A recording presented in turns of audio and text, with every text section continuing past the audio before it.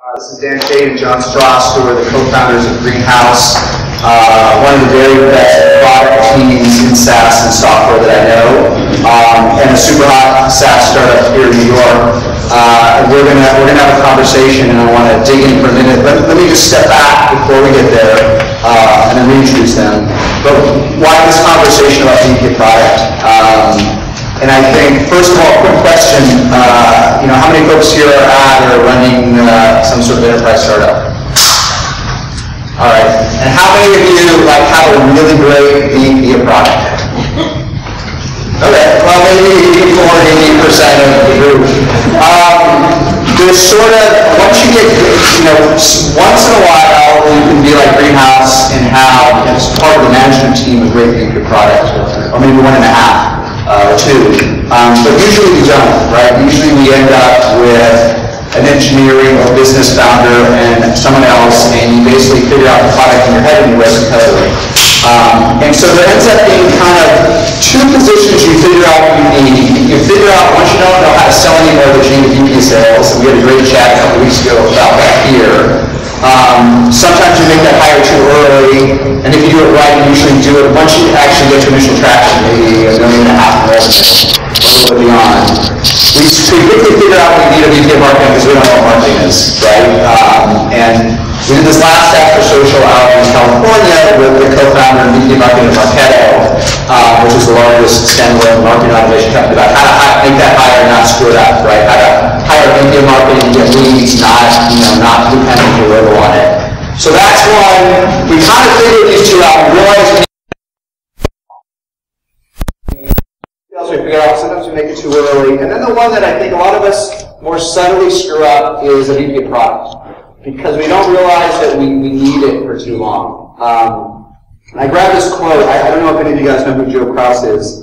Relatively well known on the internet. He was the CEO and co-founder of Excite. He wrote this great blog post 2 years ago about a VP of product and also a general counsel. We'll put that aside. But he wrote, if you don't think you need it, you haven't seen greatness. Right? And I think a lot of us have never had or worked with a great VP of product, so we don't know what it is, right? And we think, what do I need some other guy, like making Gantt charts or spreadsheets getting in the way? I need to get the goddamn software out to the customers, right? And then we don't make this hire until 1 or 2 million, and then in revenue, and then we hire some mid-level guy, and then we get up to 6 or 8 or 10 million, and the product's way too complicated, and we missed a lot of opportunities to really do something great. And so, by way of Greenhouse, I'll give you a little bit of background. My first operational job, I think, was John's first job, probably at this company called BabyCenter.com, which is still a top couple hundred website. I didn't know anything back. I knew almost nothing with EchoSign, let alone back when we were at the data center. But our boss, the CEO, had been sort of the great up-and-coming product manager at Intuit. And he said to me when I started, I known him since before the company existed, but when I was employed, he said, go meet this guy, Jon Stross. He's the best young product manager that I've ever met, right? So I didn't know what that meant. But I did okay, whenever you hear this from a great CEO, try and hire that person or just figure out what that means, right? So it's kind of an impetus. And what's interesting, and I think it'll be a good contrast, is, John is the president of Greenhouse, right? Acts as head of product. Dan's the CEO who also has a successful product background, engineering background, right? And how this kind of interaction works and how they've been able to get extra velocity in their business by having this team together. We kind of want to chat about some of the tensions and why if you don't have this hire, if you have this on your team, you grow even faster. So I couldn't think of a better team. And Greenhouse, we won't talk too much about it today. I'll let them market themselves a little bit cleverly through the conversation. But Greenhouse is in a super crowded space in some ways. It does applicant tracking software, okay? And they're the next generation of this. What they do is very cool. But frankly, if you didn't have a rock star kick-ass product, they'd have no revenue, right? Instead of having Airbnb and Pinterest and Uber and Discus and all these cool customers, they'd be having a $50 a month product trying to compete with Excel, and they'd be going under instead of secretly announcing a huge venture round in the coming weeks. So this is an extreme example where if you don't have this excellent product, and I don't think without the both of them they could have accomplished this, right? They needed the 2 of them. They have the benefit of having this function from day 0. And then one last insight, and then I want to kind of to get into some of the discussions. You know, I was meeting today with a great founder who got it up to 8 figures in run rate without a VP product, right? And he was just a great company, growing great, but he was struggling, right? Because he didn't have this role. And we chatted about why he didn't make this hire like a couple million in revenue, 3-4 million. Well, it seemed expensive, right? How much does a great VP product cost in this fine city of Gotham? Like a lot of money, right? Maybe like fully burdened, a couple $100,000, $200,000 a year with benefits and desk and air on chair, right? But think about the math for a minute, especially if you're doing like larger deals, like 5 or 6 figure deals. If you have a great VP of product, I can guarantee you one thing: you'll close an extra great customer per year, right? That pays for him or herself, right? And if you really have a really great VP product, which we'll chat about, you'll actually save an extra customer per year, which will more than pay for itself, right? And you'll get upsells and upgrades and more purchase. So this is a hire that if you haven't done before, I guarantee you if you hire someone that's great, it will be accretive, right? If it's not great, like maybe not. So I want to dig in a little bit to this. But before we did, I kind of wanted to, because these are probably some of the questions one of us are thinking about, to step back. I'm curious for these guys, Dan and John, since you both have strong backgrounds, how did you guys divide up who would do what? I think at a high level, Dan, you do external, and John, you do internal, right? But how did you divide that up, and how did you divide that thinking about product from sort of day zero? Well, I think it's, I'm Dan. So I think for us, it was pretty obvious when we started that we had a world-class product manager on the team, and we knew that was. It was John. And so I think I'm the category of founder that Jason mentioned at the beginning, of someone who has good ideas, has an engineering background, and sort of dives in and makes stuff. And would probably have gone down that road had it not been for the opportunity to work with John. And so having a co-founder with that type of skill set and background, it was very obvious from the day we started thinking about this business that was 100% his domain. And likewise with myself. So for us, I think having been a little bit older, having both done a few jobs in the past, we felt like we had something to contribute. When you're young, you think like, what do you have going for you? You're smart and you can figure stuff out and you can work on it. But now we're a little bit older, we're like, oh, actually know a few things. So it was clear who should do what. And easier to give up the parts that you felt you didn't have the competitive advantage of. Yeah. Anything to add, John, or I'll leave with something different? Let me ask you a variant of that question. So for John, so you did Data Center, you did product, and then you were general manager, so you had cross-functional skills. You went to Versed Systems, right, which grew from nothing to 50 million in hardcore enterprise, behind the firewall, non-SaaS, tough stuff, painful 7-figure deals, right? So you've done sort of consumer, hardcore enterprise, now you're in SaaS, in some ways in the middle, maybe. Maybe to both of you, with John to lead, now that you've done it before, what were you able to do better this time, right? What are the learnings that you're bringing to building great software this time? I mean, I think the first thing is I think people always get focused on domain expertise. It's consumer, or SaaS, or enterprise, and as a product person, it's not like, just like you always say with sales, like, expertise is a little bit overrated, right? Built a big baby website, pregnancy website, we went around the world, built in 21 countries. You didn't have any domain expertise in that. No, I've never been pregnant. Not at the time, as far as I know. Call center performance management at Versed. I don't know anything about call centers, right? Yeah. So, to me, the commonality of when I look at the companies I've been at with a really effective product team versus an ineffective product team, it's less about actually domain expertise, and it's more like, do you have a team where one, everyone's smart, can't build great software with mediocre people. Two is like everybody communicates with each other. It's kind of open, honest communication, and everybody trusts each other, right? So all the companies you go to where you got product people looking at the tech people and saying, you said you'd be done by Friday, and it's not done, like what the heck? And you got the tech people saying, you said you wanted this, but now you changed your mind, and I don't really believe you, and I need to be protected from you, don't talk to me. And you get all of that stuff going on, which like we've all seen, like that's just tragic, doesn't work. Software that way. So for us, it was really much more like, let's hire like the right team and create up the right environment where we can kind of work together collaboratively. And that's kind of it. But having done before, is the team, did you hire more experienced people in any way? We did initially. And actually, like our first hires, right, we're going to build a Ruby app and Ruby on Rails. We hired somebody who didn't know Ruby. Yes. Because we said he's a great programmer, he'll figure it out. Again, like domain expertise doesn't really matter. And so we hired a couple of really much more experienced people, and we locked like 5 of us in a room for a year. And that was it. And at the end of that year, we started showing the product to people, and they're like, how did you build all that with 5 people? Yeah. And we're like, I don't know, we just did stuff every day. And now we've gotten to the point where we're like introducing some junior folks in, and we're able to mentor them, and it's like much safer at this point. We didn't say like, oh, let's hire somebody in the Philippines, which we debated, let's hire junior people who we could just get. We were like, that's just not going to work. So, yeah.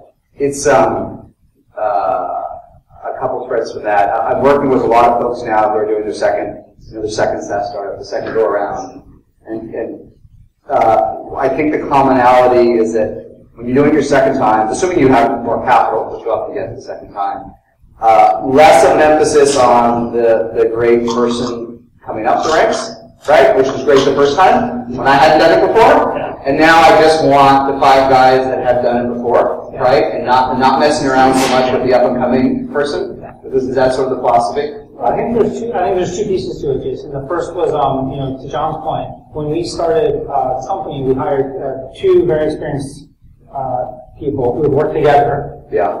And who, the senior of which was managing a 20-person team in his job, and who knew me already.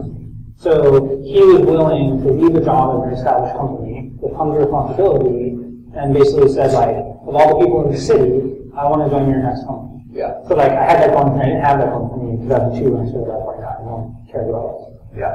So that was nice. And then the second thing was, I think having John as a co-founder, product manager, so a senior person, had the credibility and brought the value to that engineering team so that they could trust him to do what he wanted done. I think if you had, a really hardcore engineering team and then sort of a little Excel monkey at the bottom of the tree kind of tell everyone what to do, it's like, no, that person can't really do those conversations. Yeah. So I think having had that come from John, I think brought a lot of value. That it was a little bit of a thing to get started, like get them aligned with working the way he wanted to, because they weren't used to working that way. They were used to engineering being in charge. But he had the capability to sort of steer the ship in that direction and ultimately do what was done. And that one engineering lead that you said managed 20, you had to come in as an individual contributor initially? That's a big change. Yeah, that's paying, if not that was. economically for experience. Right? Yeah, I think he knew, like, pay your dues for a year, and now, like, today he has a team of 10, 12. Yeah. And, like, he's very happy. But I think, like, the other point is about experience or whatever is that, like, the difference in this business between somebody who's great and good is humongous. And paying an extra $10,000 or $20,000 for them is really worth it. Yeah. Like, find the right person, and then you say, oh, but we're a startup, we don't have any money, we gotta hide. It's like, oh my gosh. You think it's like hard to, find that perfect person? It's like, it's really hard to build a great company with a mediocre person. Yep. Say that every day, right? Yeah. So, I mean, is it the best team that you manage? Anyone here? For the team? Yeah. Pound for pound, stage for stage? I have great love for many of the teams as well. So Yeah. But yeah, from a tech perspective, like, this is the best product in terms of our velocity, our ability to, like, translate an abstract idea into, like, a concrete thing and then ship it at high quality and get customer feedback and iterate on it like that every week. Never works like this. It's great. So it's really fun. Yeah, so John actually had a really smart idea at the beginning of the company, and we still have them, but at the beginning, you get this like lean startup idea where at the beginning you're kind of experimental and you're trying to figure things out and run experiments and learn, and then you go into kind of growth mode. And one of the early experiments that John thought to set up for us and figure out, like, get to the point where we can do it reliably was, can we take an idea and turn it into a shipped feature? And, like, is that a core capability of the company? And, like, way back when it was 4 of us in a dingy cubicle on Lafayette Street, like, we learned how to do that. And then now it's just, we take it for granted that we wouldn't have been able to do it without it. Yeah.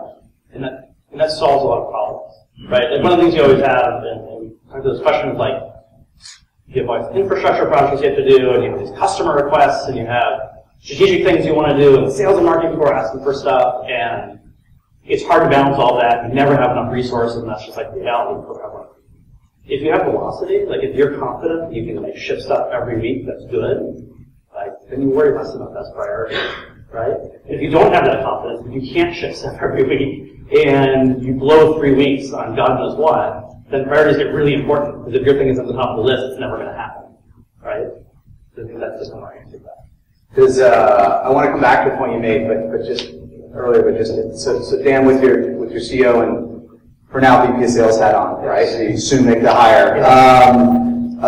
Does John ship you enough features? No. Okay, so John's saying the priorities are all worked out with his team in terms of the sales needs, infrastructure. Okay, good. Everyone's always unhappy. That's an always, right? Yeah. Sales, the tech people want us with infrastructure stuff. Okay. Customer requests, they get 50 a day. Okay. He's got all the good sales. So you're unhappy, but are you comfortable with what you get? No, that's a different question. Yeah, I'm not unhappy, right? So I mean, his job is to as I said, products, management role is to basically balance all these competing priorities, and I'm like two of those priorities. I'm very much not some of the other ones. Like, I don't sit there and manage our infrastructure, so I don't know when demand is spiking. So we have our system architect, and he sees those numbers, and he puts things in John's field. It says like, dude, we need to balance load better, or else we're going to fall over on our customers. Yeah. So that's another input, and John's job is to kind of balance all that out. I mean, on the elevator on the way up here, I opened my phone and I showed him, I said, here's a 5-figure deal on the plate right now that wants one feature. That's the tension. Yeah, what's the answer? It's in my inbox. Well, get me 6. No, we can excuse, make the sale. Yeah. I think I think your Uber point, which is a profound one, which is, there's this inexorable tension that never ends, right? I mean, it's true at Salesforce today, talking to my friends there. You have a tension between new features to close that deal. You have features you got to fix because they're not good enough, and then you have infrastructure and technical debt, right? And that tension never exists. But I think your point, John, is if you have someone great, then the stress that is around that tension, it maybe decreases by an order of magnitude, right? Because we all live that stress as entrepreneurs. I live that. I would say I still have a lot of stress about it. Yeah, but the organization has less stress. Yeah, I think what we see is if you're a problem. Yes, we have a little audio problem with you. Let's start from the beginning. You were talking really well. I don't know if you paid extra for a louder mic, but unfortunately we can't hear you. Oh, really? You guys can use these mics. Taking that over. Everything for the best. All right. Can you hear now? Is that good? Good? Yeah. Okay. Thanks. Okay. So I think our point is not that it decreases stress, it's a stressful job, period. It's more that if the organization sees that you can always get stuff shipped every week that's good, then you have confidence that it's coming, right? If we have a public backlog that we show our customers, and we show them, here's what's coming up, you can vote on it. Yep. You don't always do votes, but you can vote on it, you can see what's on deck, you can see what's in progress, what just shipped, you can see everything that shipped the last 2 months, and so they know that even if their specific feature isn't happening, they at least see that something's happening, and it gives them confidence, right? So I worry less about what if I get priorities wrong? I'm sure I do.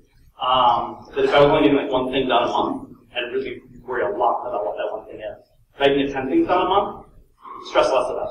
And is everyone on the team, maybe even in the company, but everyone on the team, have accountability against that deliverable matrix to the customers? They all sweat it?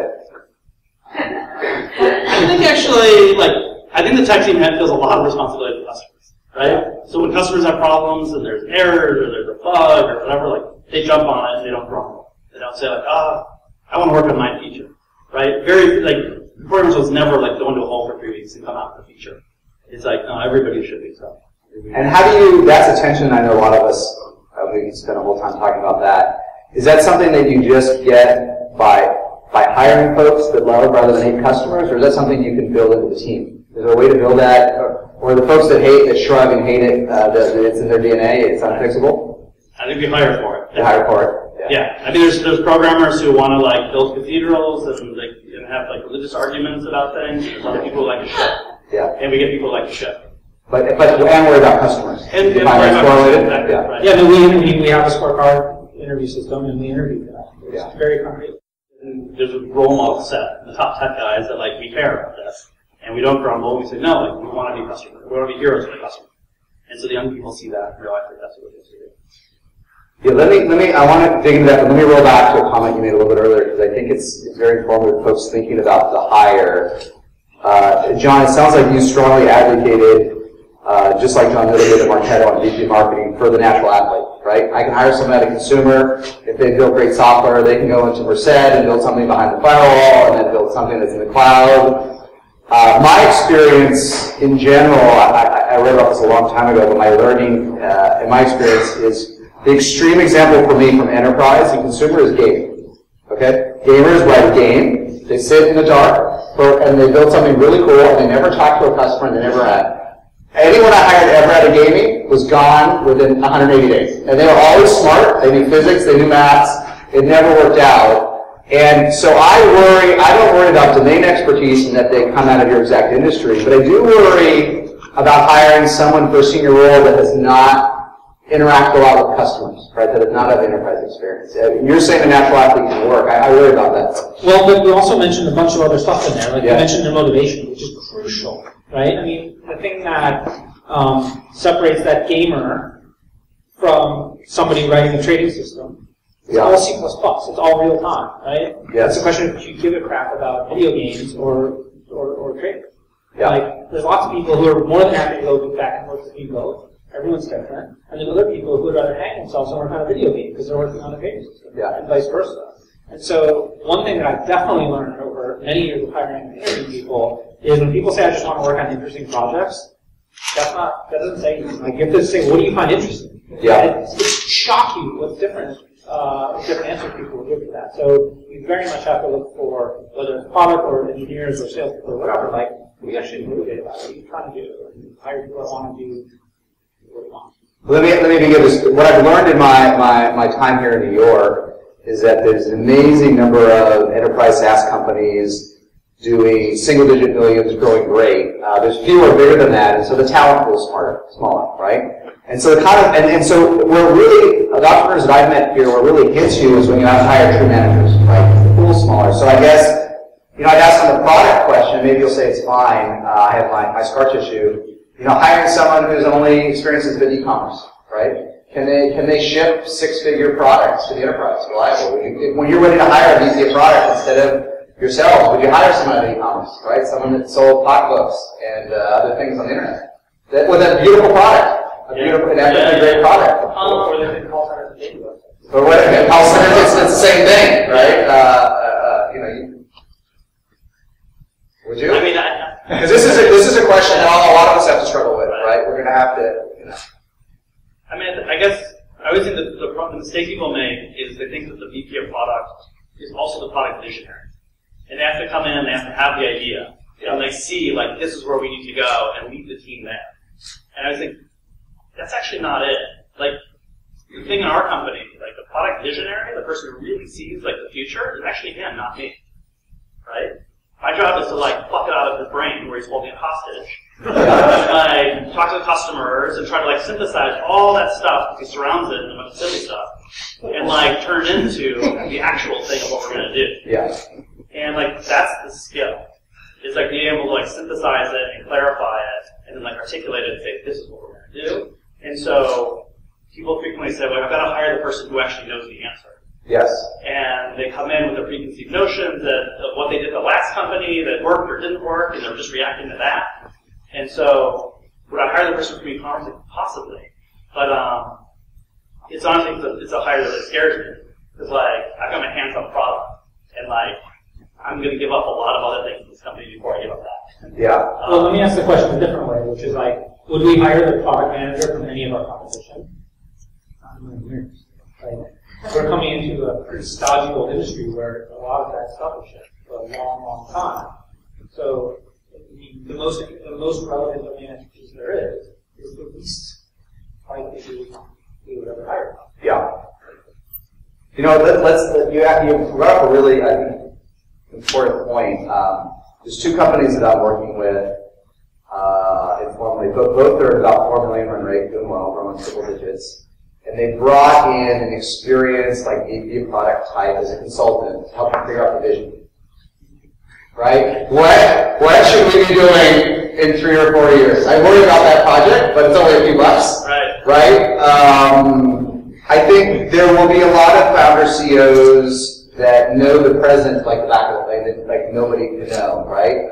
Asking the VP of product to figure out the future for you is clearly asking too much. It's a great insight. Because a lot of CEOs will be looking for that, right? I can sell, right? It's asking for too much, right? Is the company just dead then? No, because I mean, that's fine, right? Like, invent something. But a lot of folks are looking for the VP of product to see the future for them, right? Go out, survey the world, I know the present, figure out what do I look like at 40 million on the core, right? That's asking too much?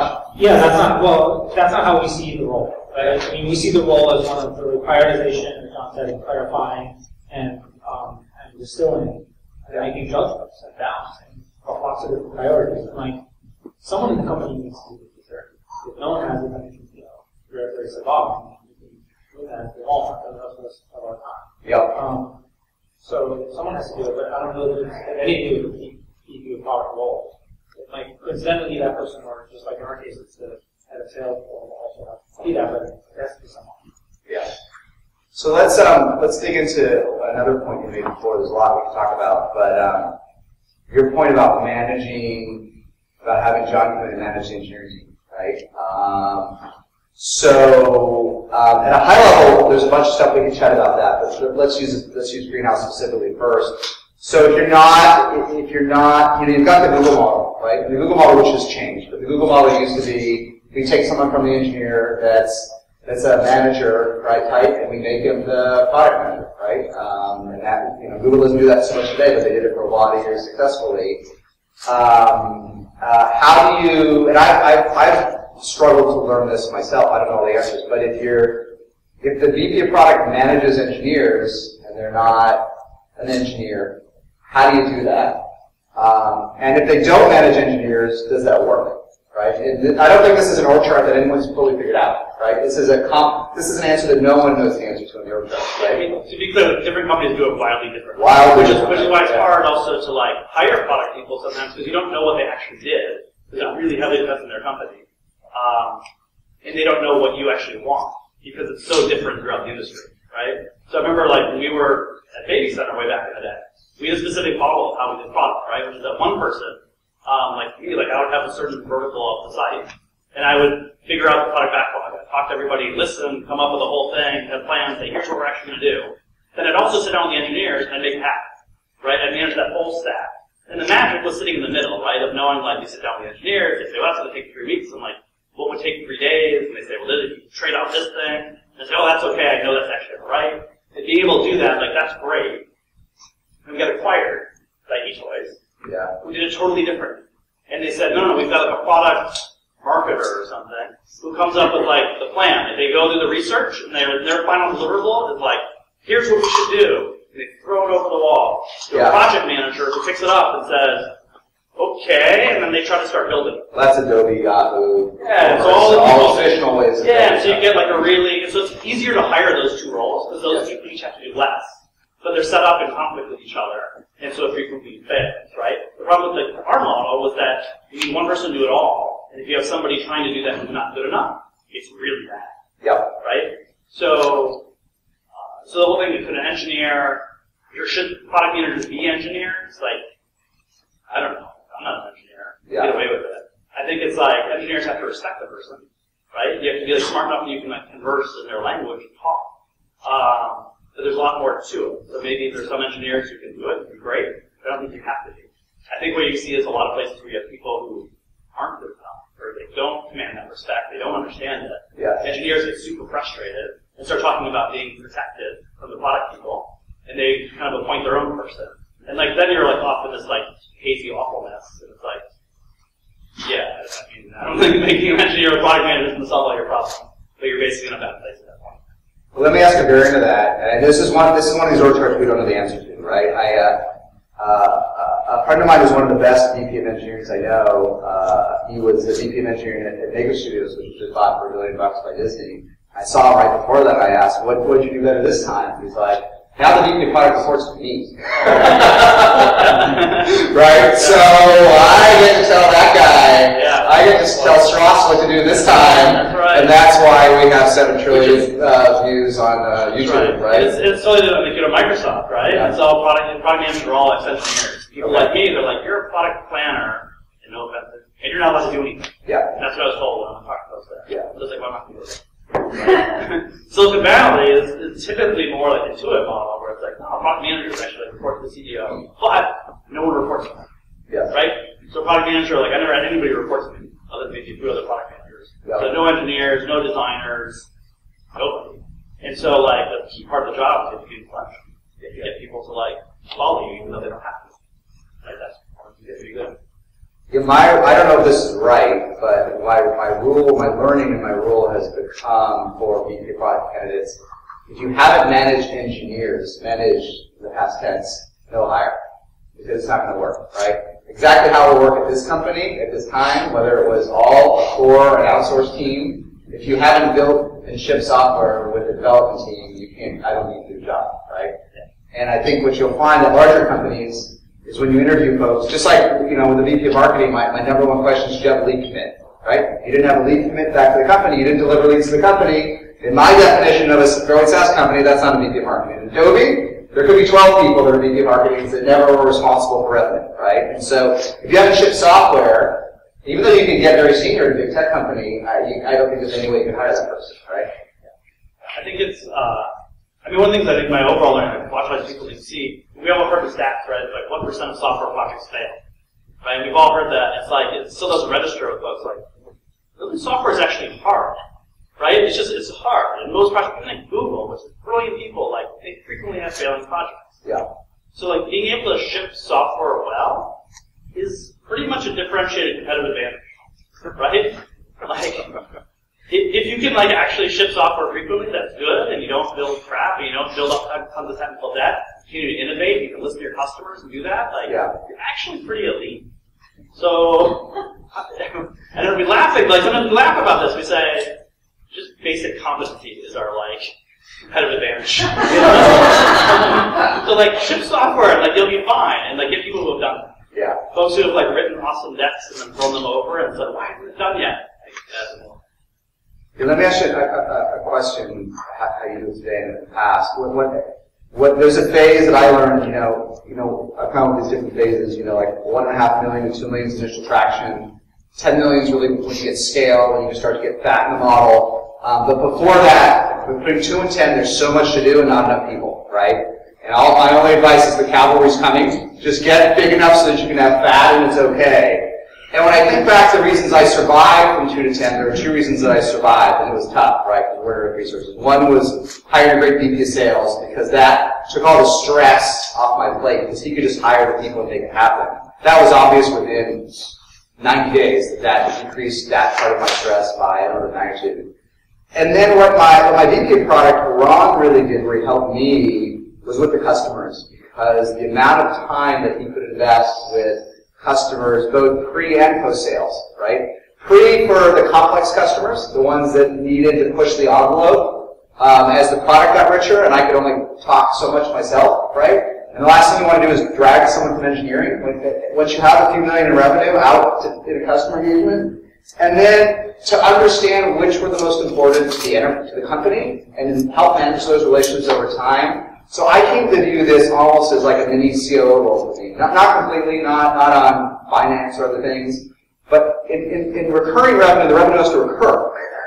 So maybe the most important operation in the company is ensuring that the revenue recurs. And I felt that was, in some ways, the most important thing about a product, is to make sure that the revenue recurred. So how do you guys think about it? John, how much time do you spend pre and post sales on customers? Right? Less than you should, but... I mean, I get pulled into pre for like the big complicated ones. Okay.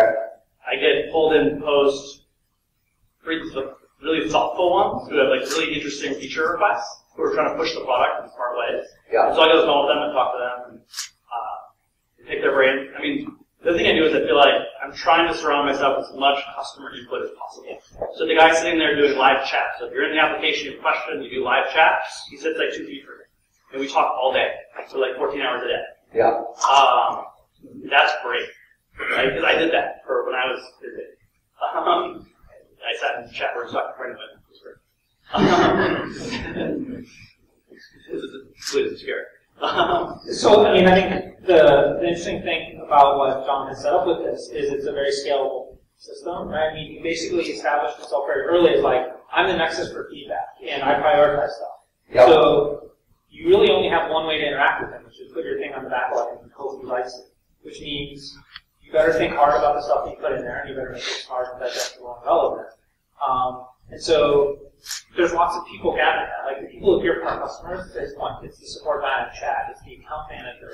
In my case, it's the sales reps or the inbound sales development people, and then ultimately to me. Like, there's a lot of stuff happening, you know, between the general public and John.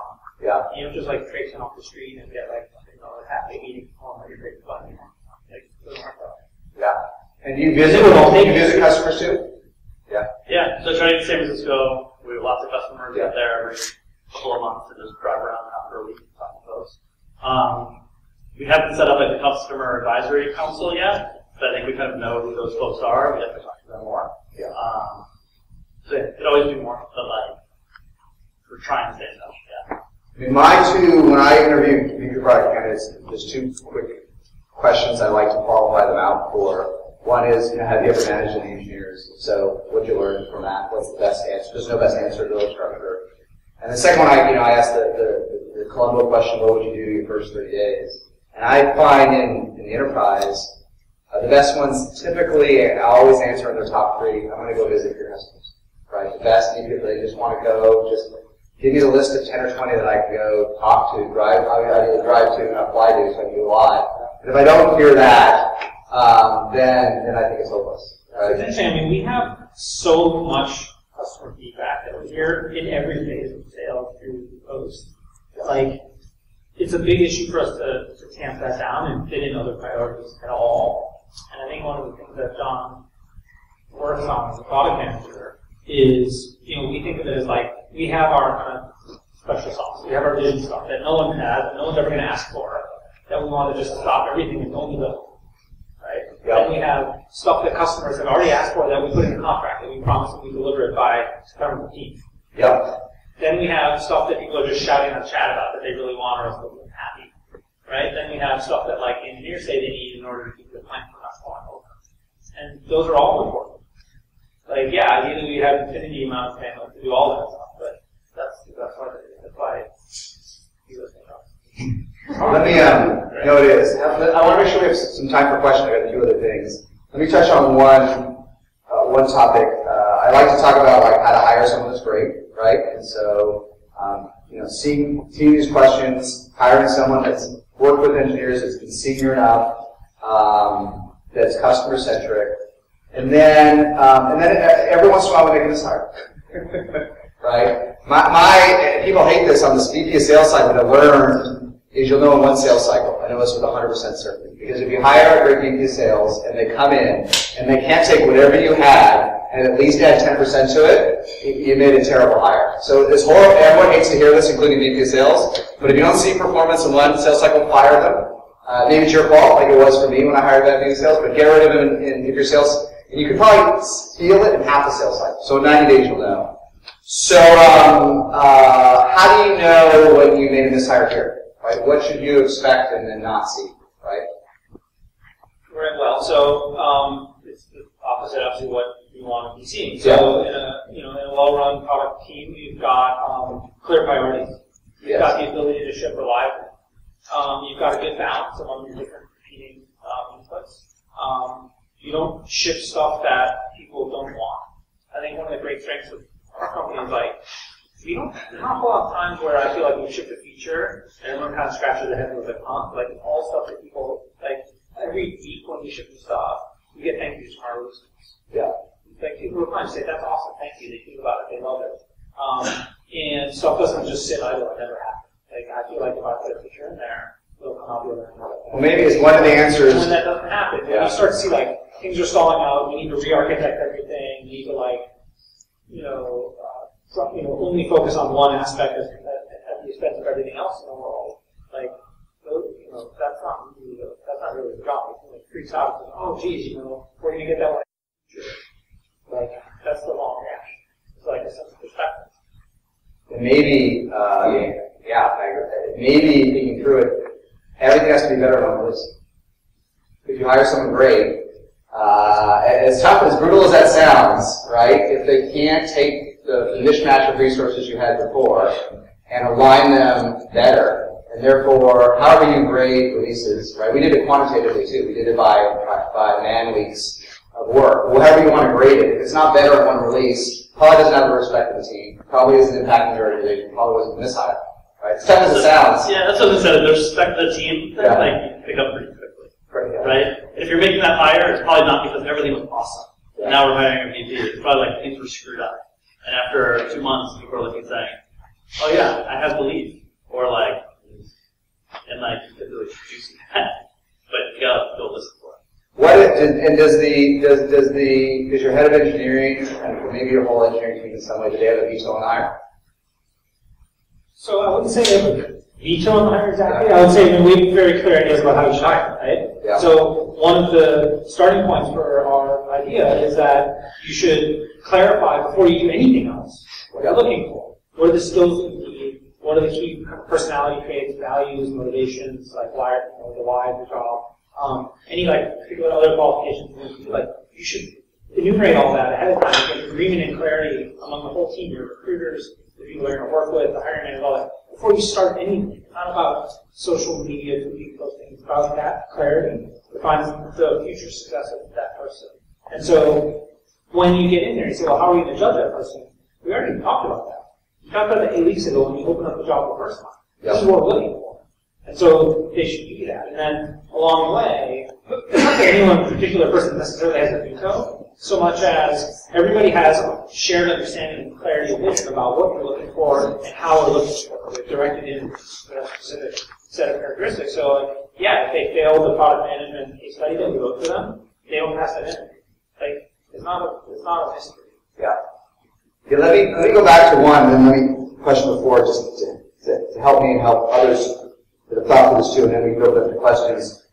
Well, you know, when you're in that phase from, you know, you're getting to scale, and beyond, going to a point you both touched on before, you have this balance between new features, right, improving the old stuff, and infrastructure technical debt. How does, and it's very stressful, right? How does a great feature product help you think about this in a quantitative way, in a way that you can sort of plan it, so that, because you know, you get your one engineer's yelling at you that if we don't fix scalability next week, we're dead, right? This other deal isn't going to close if we don't have this feature. And then this other feature we built in a week 2 years ago is so horrible that it breaks my heart every day using it. And everybody's right? And even with the most committed team, it can be an unsolvable yelling debate, right? So how do you, as a great manager, how do great managers solve this, right?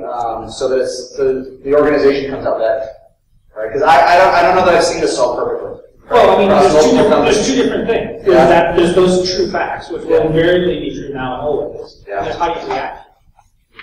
Yeah. So those are true, and they're true in our company and everyone else's company, and they may be more true if you're worse at it than that. But like how you react is a whole different ball of wax. And I think John and I have always been very clear about the fact that like we want to run a low drama environment, right? We're going to freak out when we lose a customer because they like the competition, or you know we have to do more infrastructure stuff than fancy features we like to do. Like that's the reality of all grappling with. And I think maintaining an open communication. I mean, this goes back to the very first answer I gave, like open communication and trust in the people you're working with. Like that solves a lot of the problems because then we can all deal with reality. And like the reality that everybody in our company can tell you, we have those trade-offs today. Yeah. And we can quantify, right? We can do our sprint points, and we can break that down by those 5 buckets, and we can show over the last quarter, here's how many of those we did, but like, so? Yeah. And like, guess what? Everybody still we do that, but it's like, okay. All right, let's look for some relief here. Some a great hack to a problem I haven't seen solved. But that's the job. A way to quantify or measure things in a way that de-stresses. There was a job. There was a job. Like, show me me a product manager who has like nothing on the backlog, Yeah. right? Who's like, yeah, everybody's happy. Like, you don't have an imagination, Yeah. right? Put us in a room for an hour, we can come up with 3 years worth of stuff to build. All of which is like great. I think maybe the Uber's takeaway, yeah, is a great one will resolve this as best as it can be resolved, right? If you hire someone that isn't great, you have months of internal debate, right? Yeah, but that's the thing, is like, so that if you have a place where everyone's trusting of each other, and you're not like, well, you're an idiot and all that, it's like, trust like, yeah, I'm doing my best to make these decisions. Yeah. Maybe you would have made them differently, but the best thing is that we make decisions. We go. Like, the thing I'm fanatical about is not like, do we make perfect priority decisions? The thing I'm fanatical about is like, keep shipping, go. No one goes in a hole, disappears for 2 weeks, and comes out with nothing, right? And like, that's the thing, is like, keep moving, like, that's as best as we can do. But like, we're always going to want to get more stuff out of less time. And just to cap onto that for a second, like, and maybe this is one thing I did contribute early on because of my own background in engineering and software development, is, you know, being more agile and more iterative, more sprint-driven, and now Kanban-driven as an engineering team solved a lot of those problems, or at least alleviated them, because you see stuff happening reliably. Like when someone says feature done, it's not because it got ticked off in the Gantt chart, it's because it shipped. Yeah. We do that every day, every week. And I spent a decade on Wall Street building software the same way, where you come into a place where IT hasn't shipped anything for 3 years. You know, and you come in like 6 weeks into the project, you go down to traders and you show them the first version of the new screens, like you can do anything you want with that. And so, like you get credibility as an engineering team, as a product team, through that agile methodology, through that continuous delivery, from idea from sketch all the way through shipped, code tested, unit tested, and out the door production rapidly. Yeah. So it's a methodology for building trust among those stakeholders. The other totally unhelpful idea that is really effective in our case is like, if you're the product tech person building the product and you have like your sales co-founder who also happened to be like a programmer for 25 years and has a much better understanding of like what that means of like building technology, it's really helpful. Right? Yeah. When you have the person who's like never built technology, doesn't get it, just says, why isn't it done yet? Not as helpful. I think the fact that Mark Benioff used to program and trash AD back in the day would really help on the balance. But I mean, like, you talk about people they're like, physical man month, never heard of it. It's like, okay, so like, that's bad. Right? Like, if you haven't at least worked in a software environment where like you understand those basic concepts of how software is built, you're in trouble. Yeah. Well, good. I have more questions, but let's open. I know we'll run out of some time. I'll open it up to questions that the folks have, and if there's any time left, I'll come to my other 20.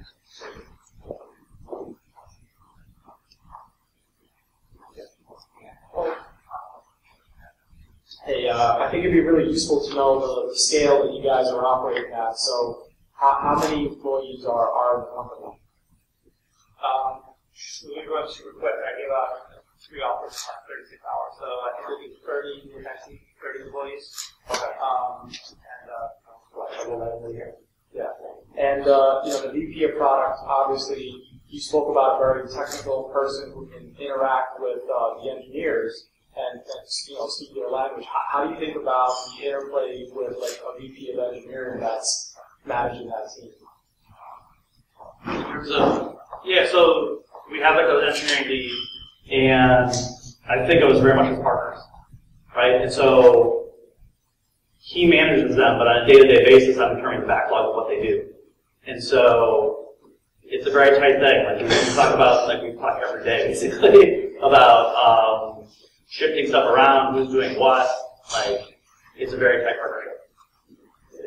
So what's the concrete engineering questions in there in the answer that are director engineering answers? Like how much unit testing is appropriate, or how should we do code reviews, or which JavaScript library should we use? Like the director of engineering makes those decisions, seeing consultation with his team.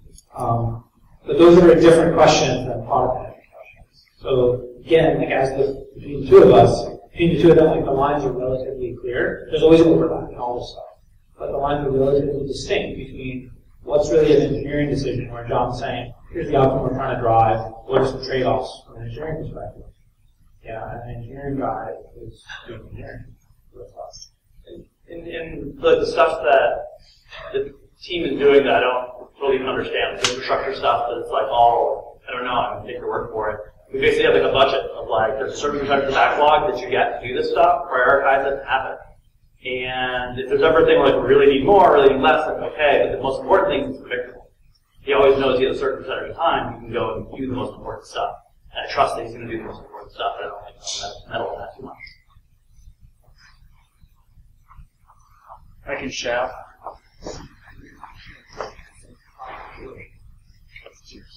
I just want to build on that point around the engineering competency of a product management lead. I'm actually coming from the other side of being a VP in product management, looking for. You know, I've had some good fortune of managing engineering offshore before as part of a virtual team. Limited, because I'm not an engineer. I don't code, don't really understand all of it. I sense the value of that experience, for sure, as a VP of product management. But I feel like there was a very ardent point made that that was a must-have. And I'd like to know more about that, because my own experience is that trust is probably the biggest thing. We've talked a little bit about that. How do you enroll others? How do you build trust? Trust comes from, I think, making sure that the right stuff is getting built, and also giving enough information back to engineering and involving them in the process. I'd like to hear a little bit more about that aspect of trust, and if that's not even more important than understanding and having managed engineers, and maybe if you've got approaches you've taken to building that trust with engineering, that'd be great. Yeah, I mean, to be clear, like I don't code. There's like a semester of Pascal in 11th grade.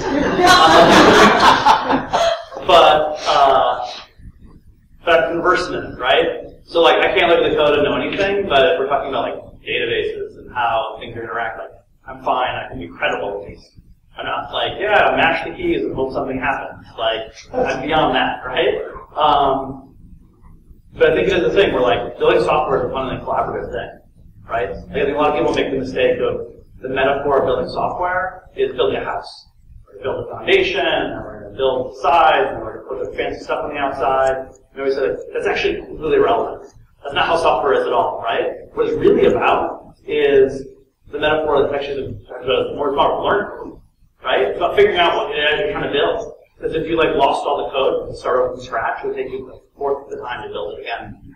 So really what it is like the health of your software team is about how quickly can you guys learn together. And so I think of it as like working with the engineering team. It's like we're trying to figure out together what this thing is. And so that's starting from like every time we sit down and do a feature, every single card we look at is here's the why. Here's the problem we're trying to solve for. Here's what I'm thinking that we're going to do. And we'll sit down and we'll design it. We always design it to like 80% or 90%, knowing that we sit down with the engineers and it's reality, they're going to say like, wow, what about this, what about that? And then we do another design review and then we get good. We don't come to them and say, here it is it done? Do it, yeah. Right? Because like that's that. And that's like how the other top people want to work, right? They want to do they want to understand why they're building what they're building. And the truth is like that's where the magic happens. But when like you sit down and you say, this thing I want to build, and they're saying it's going to take 4 weeks, and you pull it apart and you realize actually you build something that's just as good in 1 week. Or the opposite happens frequently, right? It should be easy. Why shouldn't this take like 3 days and it takes 3 weeks? It's still not right. Like that's what you're trying to get around. Going into just a little piece of what you touched on earlier, I do think, well, maybe it's not a must-have. I think today, hiring a VP of product that has no experience managing distributed teams is a weakness. Because even if you're well capitalized and every engineer is in New York or the Bay Area, one way or another, in any company, especially enterprise, you're going to end up with a distributed team. If for no other reason that for secondary features, for crap you're going to build on your API, for other integrations, you're going to have a team in Israel or Vietnam or Ukraine or somewhere. And if someone, a true VP has never managed a distributed team, I fear they can't pick up the skills, right? You don't have to learn on your job. You may get to 8-10 million, but you're going to have trouble scaling beyond that. So this may be obvious, but no one said it yet, so I like stuff like that. So I'll say it. Which is, it's not just about the VP of engineering or the VP of product or the head of product, but it's also about the team that you're hiring too. And it's just as important as the skills that you're talking about from the product standpoint. You want to make sure that you're hiring a team that wants to work with a product management group in that way. You know, there's lots of engineers that want to go on and talk to customers, and they want to do new technology stack every afternoon, or they want to build, castles in the sky with layers of great, all kinds of engineers in the world, and it's all different things. It's important to make sure that you're not hiring a research team to do, DevOps, right? So I kind of have a follow-on question to that. We're in between pre-funding and initial traction. And it was interesting to hear you say that he has all the product stuff in his brain. And so when do you hire the product guy? Can you split the job between sort of the founder visionary who really does have the product concept and an engineer, a lead engineer, and a sales guy who are all identified? Can they sort of split it until you get to the point where time needs to be freed up and there's a dedicated product guy? Just this question kind of talk on. I think someone needs to do the product management. So the question in her case, can you split up the job of product management between multiple people when you don't have the ideal person at the beginning? I would argue, no. You should be clear about the fact that it's someone's job to do it.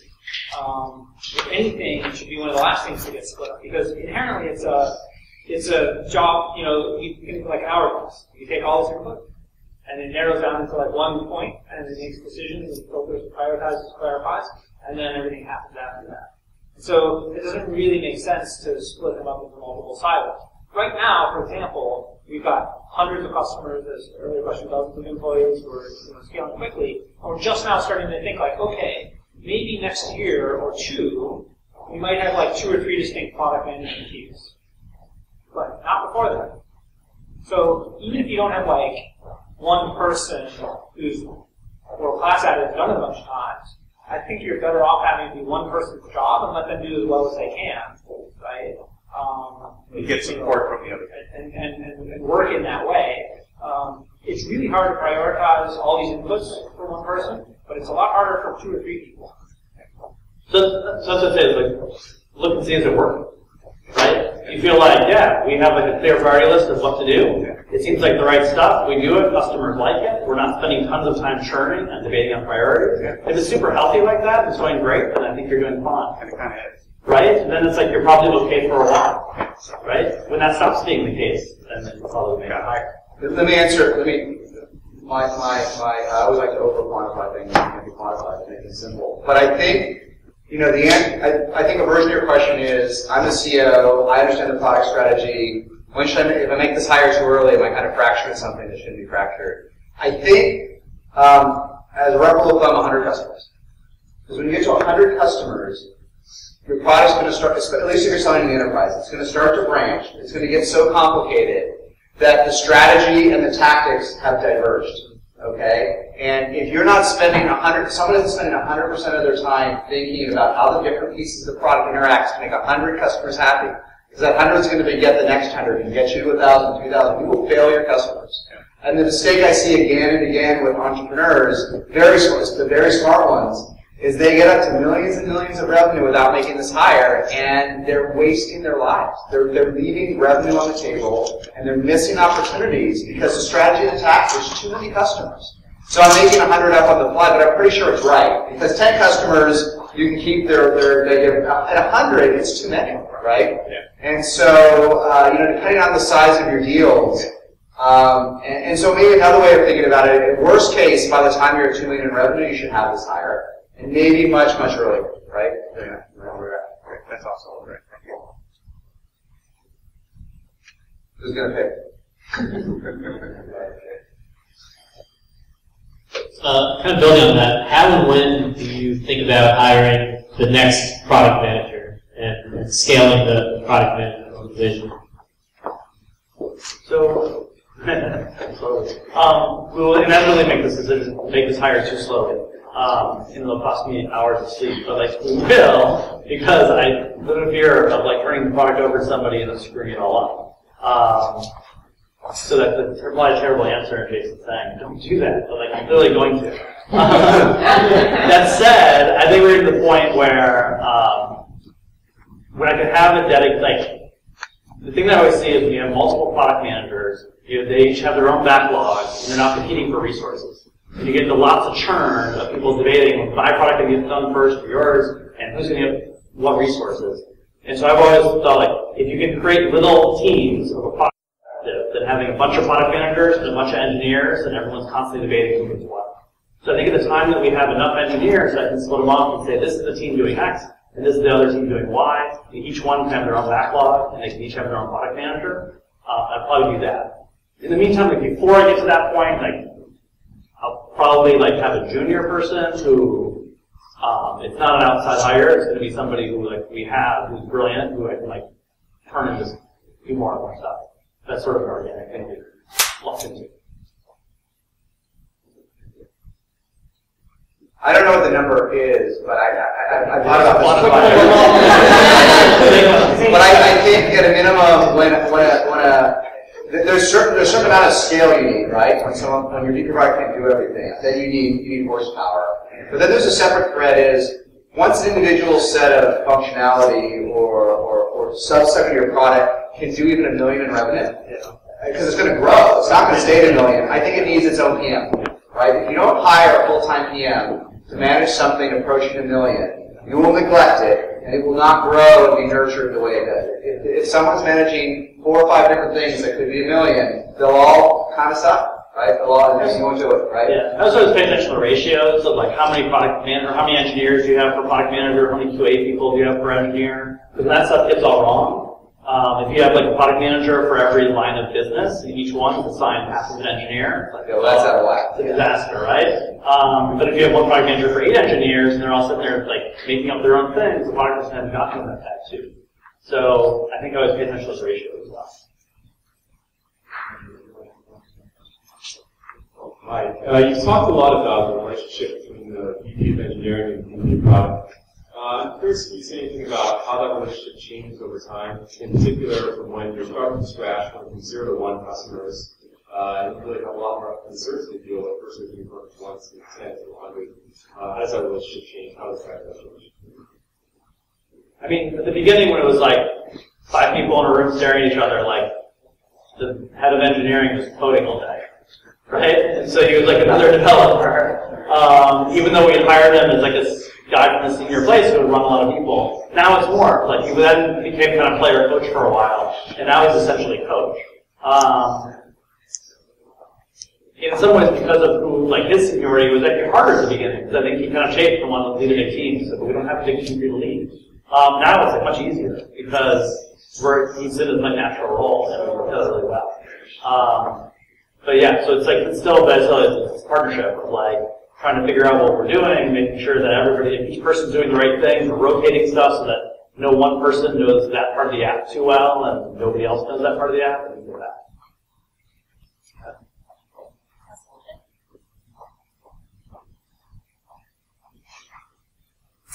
So my question comes from the marketing perspective. Obviously, as a CMO, head of product is a huge partner for me, and that word trust that we've used before becomes really important because I think particularly in the early stage companies, when you say this product is coming out, we're going to release it on this date, marketing says, okay, I'm going to go public with it. I'm going to go say it to the world. I'm going to generate buzz. I'm going to start generating qualified leads. So a lot of that is fake, right? There's a lot of fake between marketing and product. My question is, at what point in growth of the company do you start to formalize the product roadmap with the idea of, okay, we're going to do major releases, we're going to talk about a committed date and maintenance releases and such. When do you start to formalize that product roadmap? And I'm speaking completely, from a marketing standpoint, so I have to have faith in going public with that statement. Well, later than we're at. We publicized and got good at publicizing our product roadmap to our customers early. So if you're a customer of ours, you have a Trello board, and John said earlier, you can see what's coming up. You can go to new features, and you can see what we shipped every week for the past 12 months. And we make, and we know how to make hard commitments to paid customers. So if you say, I'll only buy a copy of Greenhouse if it has these 3 things, we can work that out, we can put it in the contract, and we can ship paid first. So that we can do. But what you're asking for is harder, right?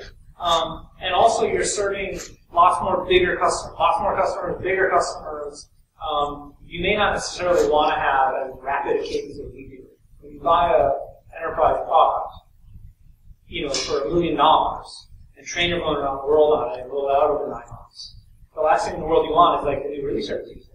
It's like, this is actually bad. Yeah. So there will come a point in our evolution as we move into larger organizations where it will become obvious to slow down a little bit for all those reasons, as well as obviously to your point, you need to queue up your marketing launch and all these things you line up with it.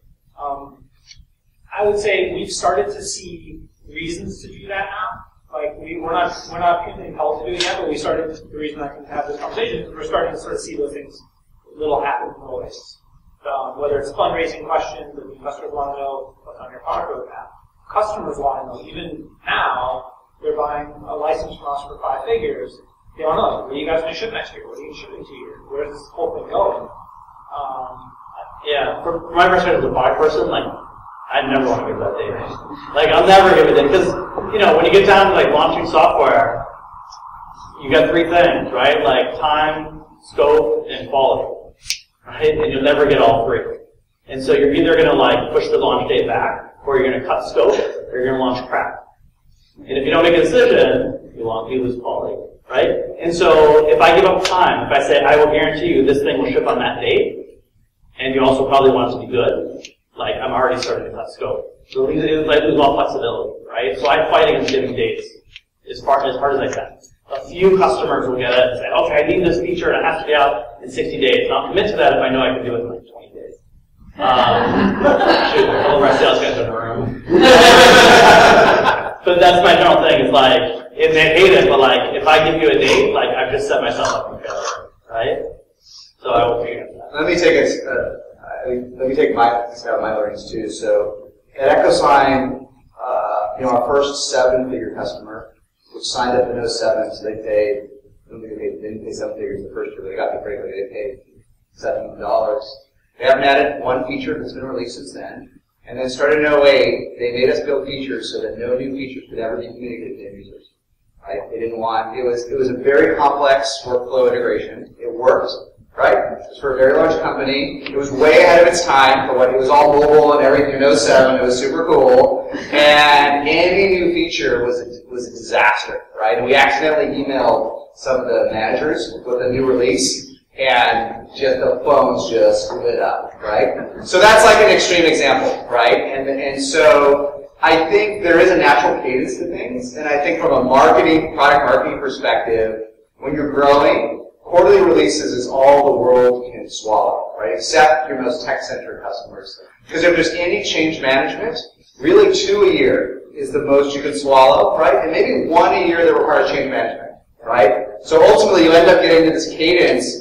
When you're trying to get press releases that no one reads in the early days, you can do a release every week. But for customer facing, I think it's 2 major, 2 minor, right? Quarterly. And sometimes if you look at even companies like Salesforce, those quarterly releases now happen about 3 times a year. Quarterly releases at Salesforce, right? And 1 or 2 of them are minor at Salesforce. And I think it's so much momentum, and you need to know what's in the release, and just change management's exhausting, right? So Agile is great internally, but for enterprise customers, Agile can be frightening. It can just be frightening.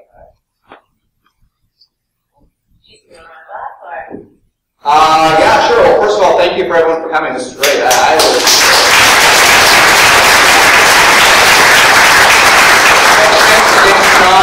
For donating their time and being part of this learning and experiment. I'll be here for a while. I think they'll be here for a little while too, and so we can chat afterwards too. And I haven't even had a beer yet, so thank you very much. Thanks, guys. Just want to thank Sean, Jason, John, and Dan for all your awesome insights.